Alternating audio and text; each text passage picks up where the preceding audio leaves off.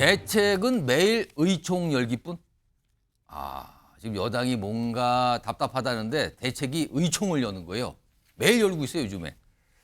일단 최근에 민주당 단독으로 11개 이 상임위원회 위원장이 결정이 됐잖아요. 그 이후에 이 상임위원회를 막 단독으로 열고 있어요, 지금. 다른 야당과 함께요. 오늘 그 모습부터 좀 확인해 보겠습니다.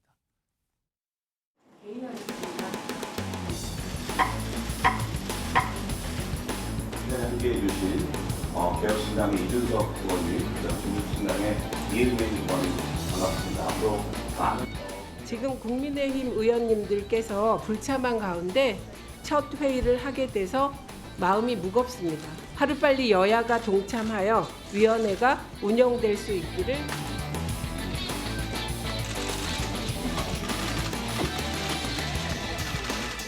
법사위 열차는 항상 정시에 출발하겠습니다.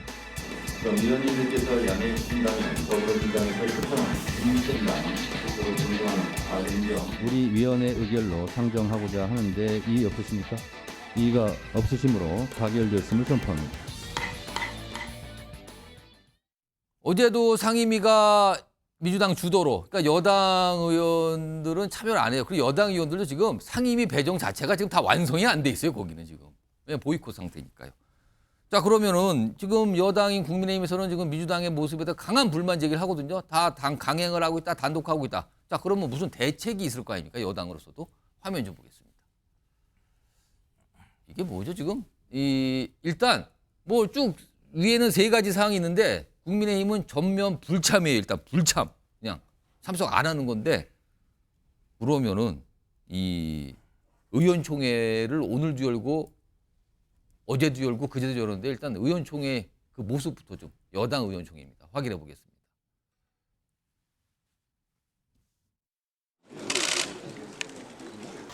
뜻을 모으기 위한 자리입니다.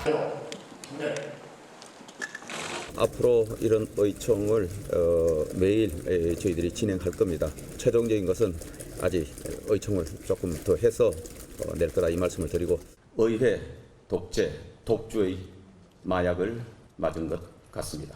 오만방자한이 도를 넘어섰습니다. 대통령의 제2요구권 행사를 강하게 요구할 수밖에 없다는 점을 분명히 말씀드립니다. 오만방자 막 이런 표현까지 들어갔는데요. 박상수 위원장께요. 의총 여는 게 대책입니까?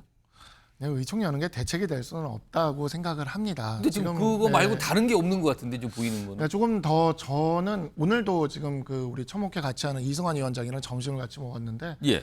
좀 우리 의원단이 좀 더 강경하게 좀 했으면 좋겠다. 지금보다 훨씬. 그러면 구체적으로 어떤 모습이어야 된다고 보십니까? 그럼 지금 상임위원회 사표 쓰는 정도로 되겠습니까? 그냥 필요하다면 예. 지금 민주당에서 법사위원장을 차지하겠다는 의미는 정말 이제 크게 보면 결국에는 이 수사를 막기 위해서 검사들을 탄핵하고 할 때 그 소추위원이 법사위원장이 되거든요. 그걸 자기들이 가져가겠다는 거고 그 정도 선이 아니라 지금 보면은 이런 당원 당규 개정이라던가 이런 것들이 사실 대통령의 임기 단축을 향해서 지금 나가는 방향이 있지 않습니까? 그런 과정에서 탄핵 소추위원이 법사위원장이 되거든요. 그 자리를 무조건 지키겠다고 하는 건데. 근데 그런 상황이 지금 민주당의 모습인데 제 질문은 국민의힘은 이 정도 결기로 지금 민주당은 밀고 들어오고 있잖아요. 지금 이 정도 결기로 밀고 들어오고 있으면 우리 당도 그에 맞서는 수준의 결기가 필요하지 않겠나. 의원직 총사퇴나 전면적인 어떤 카드를 던지면서 정말 이제는 진짜 최상의 그 대결로 이제는 지금 민주당이 그렇게 끌고 왔어요. 이거 법사위원장을 가지겠다. 그리고 당원 당규 이렇게 바꾸겠다. 그리고 탄핵 끊임없이 밀어붙이겠다. 그리고 그 탄핵의 끝에서 누구의 탄핵이 기다리고 있겠습니까? 그 모든 것들이 이렇게 가는 거고 사실 지난 21대 국회 후반기 때 김도읍 의원이 법사위원장이었어요. 그때 당시에 이상민 장관이랑 검사 탄핵할 때 그때 그 탄핵 소추위원이 김도 법사위원장이었거든요. 제대로 역할 못한다고 진보당 쪽에서 법사위원장 교체하라는 성명 내고 막 그랬거든요. 그렇기 때문에 그 경험이 있기 때문에 지금 어떻게든 법사위원장을 지금 민주당이 가져가겠다는 거고 그걸 알고 있기 때문에 우리 추경호 원내대표도 법사위원장만 양보한다면 나머지는 다 저기 하겠다라고까지도 이야기를 하고 있는 건데 근데 안 되잖아요, 지금. 네, 또 들어줄 생각이 없지 않습니까? 그러면 우리도 지금 민주당은 진짜 사생결단입니다. 제가 이 민주당의 아까 김영진 의원님 같은 분들만 충분했으면 정말 민주당 좋았을 것 같아요. 이게 민주당이 이재명의 사당이 아니잖아요. 민주당이 얼마나 오랜 역사와 전통을 가지고 있습니까? 그러니까 그랬으면 진짜 이재명과 결별할 수만 있었다면 이런 무리수 안 둬도 되거든요.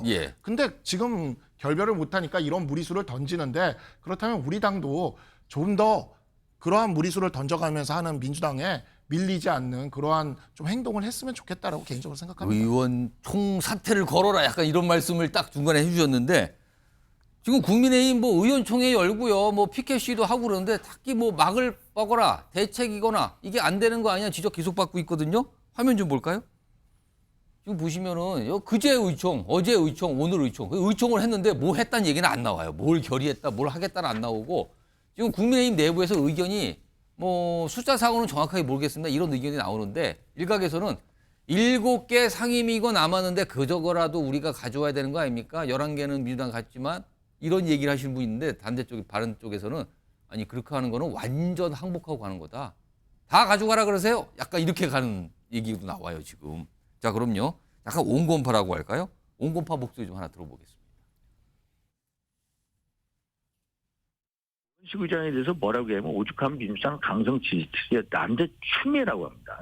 추미애. 이런 식인데 우리가 7개 상임위를 받아야 되나?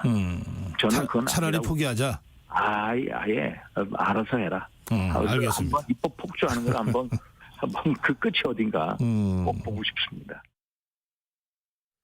자, 뭐 뾰족한 대책이 없는 지금 여당 상황인데요. 강성필 민주당 부위원장 나와 계신데요. 지금 만약에 뭐 타협이나 이런 게 안 되면 민주당은 7개 상임위원장도 다 가져갈 생각이 있는 겁니까 지금? 이제 일각에서는 시한까지 협상에 응하지 않으면 18개 다 가져가자라는 이제 일각의 의견도 있는데 저는 개인적으로 비워둬야 된다고 생각합니다. 그럼 그게 여당에게 부담이거든요. 그러니까 여당이 보이콧하는 거예요. 김종인 전 비대위원장도 그렇잖아요. 여당이 보이콧하는 게 말이 되냐고.